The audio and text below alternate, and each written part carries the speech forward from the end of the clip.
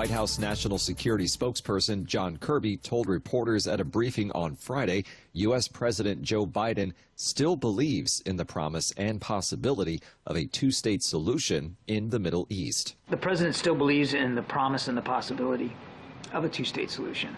He recognizes that's going to take a lot of hard work. It's going to take a lot of leadership there in the region, particularly on both sides of the issue.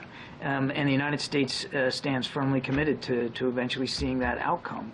Kirby said President Biden discussed with Prime Minister Benjamin Netanyahu's Israel's responsibility to reduce civilian harm in Gaza and mentioned sober and serious discussions for another potential hostage deal in place. The White House also said Biden welcomed Israel's decision to permit the shipment of flour for the Palestinian people in Gaza. North Korea says it has tested a nuclear-capable underwater attack drone in response to a combined naval exercise by South Korea, the U.S., and Japan this week. AP correspondent Charles De Ledesma reports. The underwater drone, which the North says it first tested last year, is among a broad range of weapons systems demonstrated in recent years as leader Kim Jong-un expands his arsenal of nuclear-capable weapons. The purported test comes days after Kim declared he would scrap his country's long-standing goal of a peaceful reunification with South Korea, and that his country would rewrite its constitution to define South Korea as its most hostile foreign adversary. South Korea's military says the North has exaggerated the capabilities of the underwater drone. Pyongyang continues to blame its rivals for raising tensions in the region. I'm Charles De Ledesma. You'll find expanded coverage of world news and events at our website, voanews.com, 24 hours a day. This is VOA News. Tensions have heated up between Iran and Pakistan following an exchange of strikes across their border this week that's adding to concerns of greater regional turmoil. Reuters correspondent Diane Tao reports. Iran and Pakistan's deadly tit-for-tat strikes over the past days are the highest-profile conflicts across their border in recent years. It's raised alarm over whether it means wider instability in the Middle East, with Iran also launching strikes in Iraq and Syria this week against the backdrop of a raging Israel-Gaza war.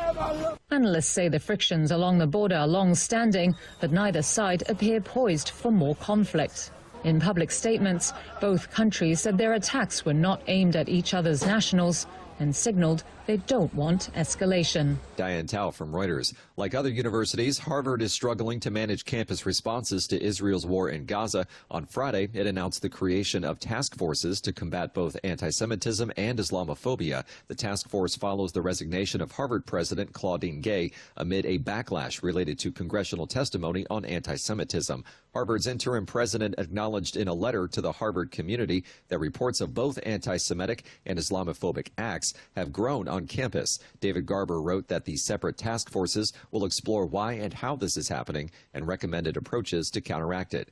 Angst over LGBTQ+ stories led to the cancellation of a middle school play in Wyoming, but the show went on. The AP's Ed Donahue reports. 12-year-old Oliver Baez spent 2 months rehearsing his scene in Wheatland, Wyoming, in which his character confronts another student about bullying a gay student who takes his own life. Drama coach Stephanie Bradley says the school stepped in. The principal said that the language was inappropriate. She was told it was promoting the LGBTQ community and responded, it was promoting not bullying children to the point that they commit suicide.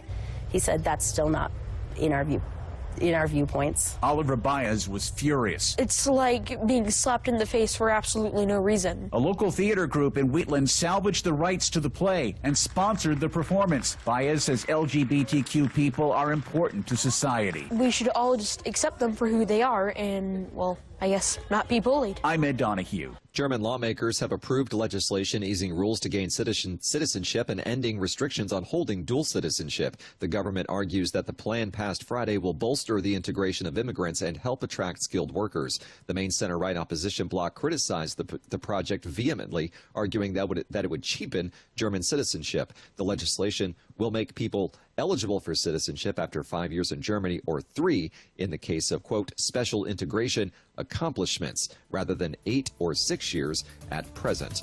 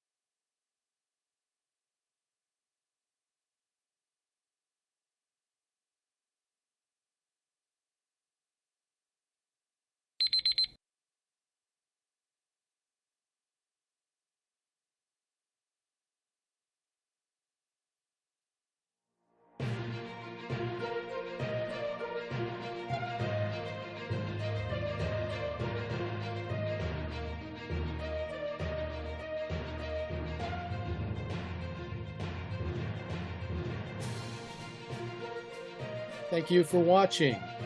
Can you do me a favor? Please leave a comment in the comments section below. That would really help. Thank you, and see you again soon.